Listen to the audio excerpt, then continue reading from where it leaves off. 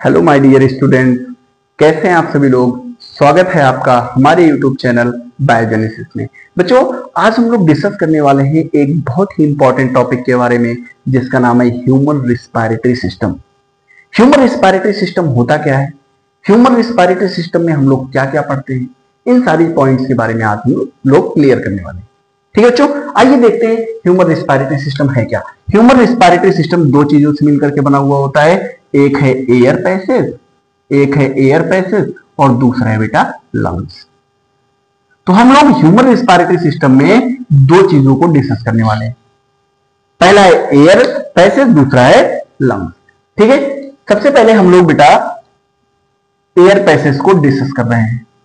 देखना, ये जो मैं स्ट्रक्चर ड्रॉ कर रहा हूं, आप लोग समझ पा रहे होंगे किस चीज का है। ये एक ह्यूमन का स्ट्रक्चर है।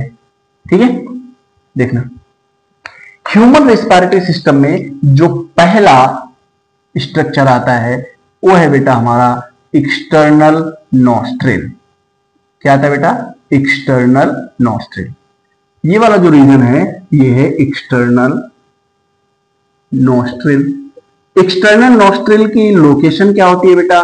ये प्रेजेंट होता है at the above of the upper lip. ये अपर लिप के जस्ट ऊपर प्रेजेंट होता है। ठीक है, एबव अपर लिप। और इसका नंबर कितना होता है बेटा नेजल चैम्बर का? इसका नंबर होता है 2। दो ओपनिंग्स होती है, कोई दिक्कत बेटा नहीं ना। अगला जो पार्ट है बेटा, इसको हम लोग बोल देते हैं नेजल चैम्बर। क्या बोल देते हैं बेटा? Nasal chamber. नेजल चैम्बर में ही बेटा प्रेजेंट होते हैं हमारे olfactory receptor. Olfactory receptor, olfactory receptor क्या होते हैं बेटा? आप लोग नाम सुने होंगे स्मेल रिसेप्टर के बारे में। उसी स्मेल रिसेप्टर को ही हम लोग बोल देते हैं ऑल्फैक्टरी रिसेप्टर। आप लोग जैसे ही सांस लेते हो, आप लोगों को गुड स्मेल, बैड स्मेल कुछ ना कुछ तो समझ में आती है। किसकी वजह से? Because of the olfactory receptor. अगर कोई आपसे पूछे ऑल्फैक्टरी रिसेप्टर कहां पर प्रेजेंट होता है, तो आप लोग बताओगे नेजल चैम्बर में। तो देखना बच्चों, ये नेजल चैम्बर से आगे का स्ट्रक्चर जो है, ये ओरल कैविटी और नेजल चैम्बर आगे आकर के मीट होकर के एक स्ट्रक्चर बनाते हैं बेटा, जिसका नाम है फेरिंग्स। क्या नाम है बेटा? फेरिंग्स। ये फेरिंग्स क्या है बेटा? ये एक कॉमन पैसेज है। ये कॉमन पैसेज है किसके लिए? फूड और एयर के लिए। फूड और एयर के लिए, फूड और एयर के लिए ये एक कॉमन पैसेज है। याद रखोगे बेटा, बहुत अच्छी बात। देखना, आगे जो स्ट्रक्चर होता है उसको हम लोग बोल देते हैं लैरिंग्स। क्या बोलते हैं बेटा? लैरिंग्स। लैरिंग्स क्या है? एक कार्टिलेजिनस साउंड बॉक्स है। कार्टिलेजिनस साउंड बॉक्स है। इसका फंक्शन क्या होता है बेटा? ये हेल्प करता है, हेल्प इन साउंड प्रोडक्शन। ये साउंड प्रोडक्शन में हेल्प करता है। आप लोग जो बोलते हो ना, डिफरेंट टाइप्स की वॉइस निकालते हो, ये पॉसिबल होता है बिकॉज ऑफ दी लैरिंग्स। ठीक है बेटा, आगे बढ़ा जाए। देखना, लैरिंग्स के बाद आगे का जो स्ट्रक्चर होता है उसको हम लोग बोल देते हैं बेटा ईसोफेगस और ट्रैकिया। देखना, ये हमारा ट्रैकिया है। ट्रैकिया को ही हम लोग एक नाम और देते हैं बेटा, बोलते हैं विंड पाइप। Wind pipe. क्या बोलते हैं बेटा? Wind pipe. और ये हमारा ईसोफेगस। ईसोफेगस, ईसोफेगस को हम लोग क्या बोलते हैं बेटा? क्या नाम देते हैं? फूड पाइप है। फूड पाइप है, याद रखोगे। देखना बच्चों, जब हम लोग डिग्लूटेशन करते हैं, इट मींस फूड को इनटेक करते हैं, उस समय ये ट्रैकिया में ना चला जाए, इस वजह से एक cover like structure, flap like structure होता है हम लोगों की बॉडी के अंदर, जिससे हम लोग बोल देते हैं इपीग्लॉटिस। क्या होता है बेटा? इपीग्लॉटिस। इपीग्लॉटिस का फंक्शन क्या होता है? एपिग्लॉटिस फूड की एंट्री को प्रिवेंट करता है ट्रैकिया में, विंड पाइप में। याद रखोगे, क्योंकि अगर विंड पाइप में फूड की एंट्री हो गई तो ये एयर पैसेज को ब्लॉक कर देगा, इस वजह से ये जो एपिग्लोटिस है ये ट्रैकिया के जस्ट ऊपर पाया जाता है। फ्लैप लाइक स्ट्रक्चर है, कार्टिलेजिनस स्ट्रक्चर है, जो कि फूड की एंट्री को प्रिवेंट करता है ट्रैकिया के अंदर। Is that clear? Any problem? नहीं। ये इसोफेगस को तो हम लोग नहीं पढ़ने वाले हैं, बिकॉज क्योंकि हम लोग डाइजेस्टिव सिस्टम को नहीं पढ़ रहे हैं। ठीक है, ट्रैकिया की अगर बेटा हम लेंथ की बात करें, इसकी लेंथ की बात करें, तो ये ऑन एन अप्रॉक्स 10 सेंटीमीटर का होता है। कितने सेंटीमीटर का? 10 सेंटीमीटर का। ये ट्रैकिया आगे चल करके डिवाइड हो जाता है at the level of T5। T5 region पर ये डिवाइड हो जाता है। कौन से रीजन पर? T5 रीजन पर। T का मतलब क्या हुआ बेटा? Thoracic region. जैसे हम लोग अपने वर्टिब्रल कॉलम को पढ़ते हैं ना बेटा, बैकबोन को, बैकबोन में ये वाला रीजन है सर्वाइकल रीजन, देन ये वाला रीजन है हमारा थोरेसिक। कौन सा रीजन है बेटा? थोरेसिक। तो ये जो थोरेसिक रीजन है इसी T5 रीजन पर डिवाइड हो जाता है। कौन? ट्रैकिया T5 रीजन पर डिवाइड हो जाता है। याद रखोगे? ठीक है। और ये डिवाइड होकर के क्या बनाते हैं बेटा? 2 लंग्स बनाते हैं। और 2 लंग्स में क्या क्या प्रेजेंट होते हैं अब इसको थोड़ा सा डिस्कस कर ले रहे हैं। ये जो मैं स्ट्रक्चर बना रहा हूं इसको हम लोग बोलते हैं बेटा ब्रोंकाई। ये है ब्रोंकाई रीजन। जैसे ही ये ट्रैकिया डिवाइड होगा इस रीजन को हम लोग बोल देंगे ब्रोंकाई रीजन। ठीक है। और इन वाले रीजन को हम लोग बोल देते हैं ब्रोंक्यूल्स। क्या बोल देते हैं बेटा? ब्रोंक्यूल्स। याद रखोगे? बहुत अच्छी बात।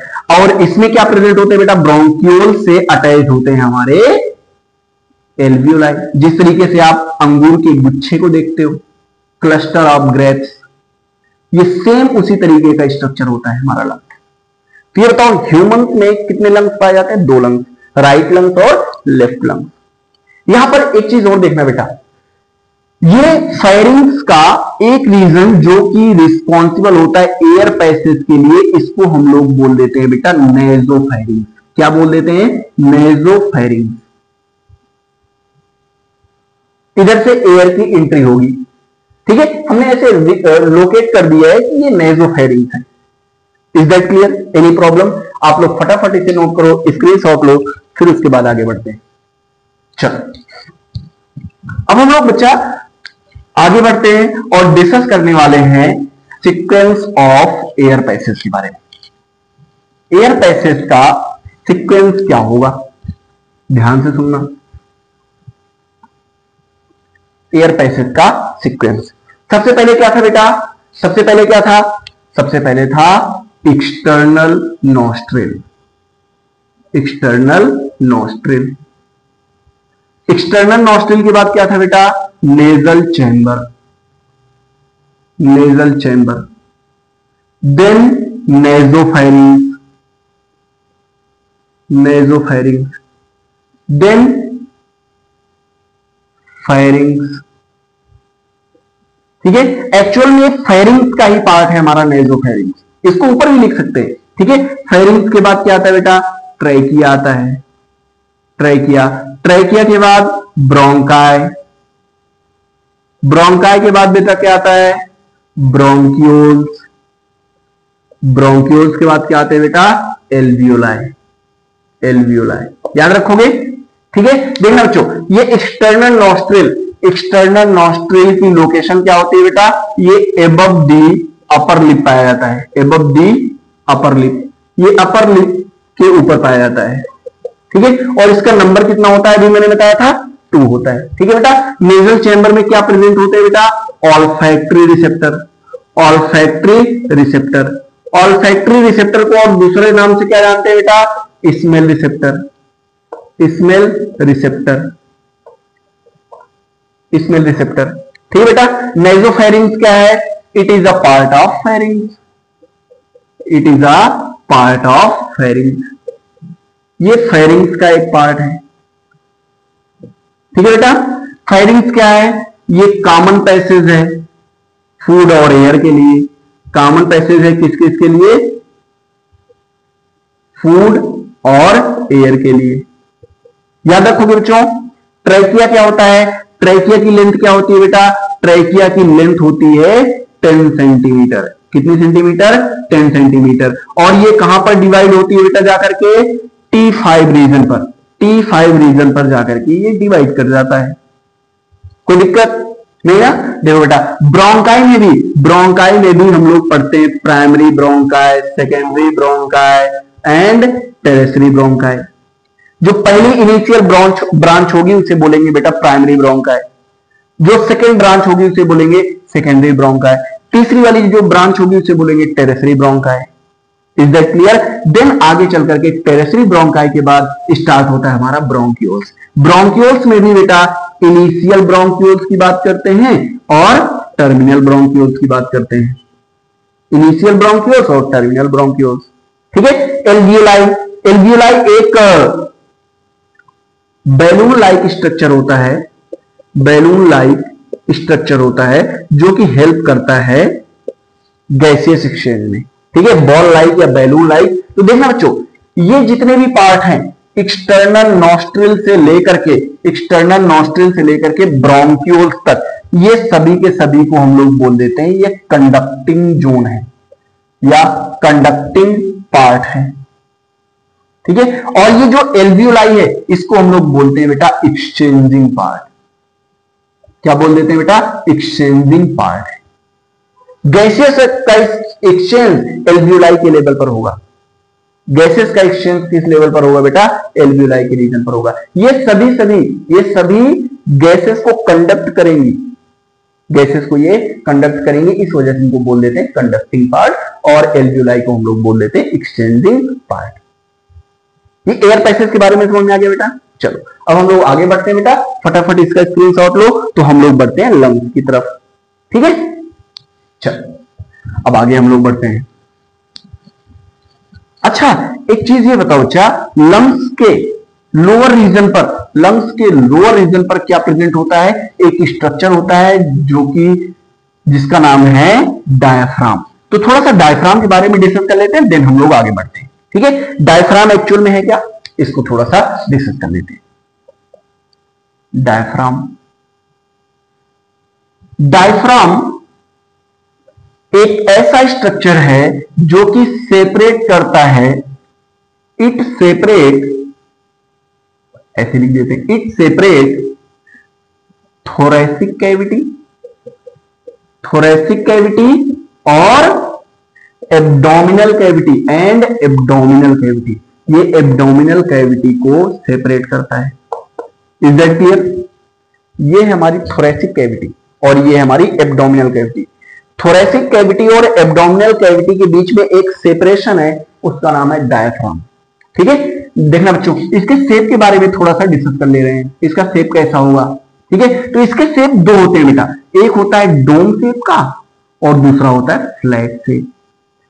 डोम शेप और फ्लैट शेप।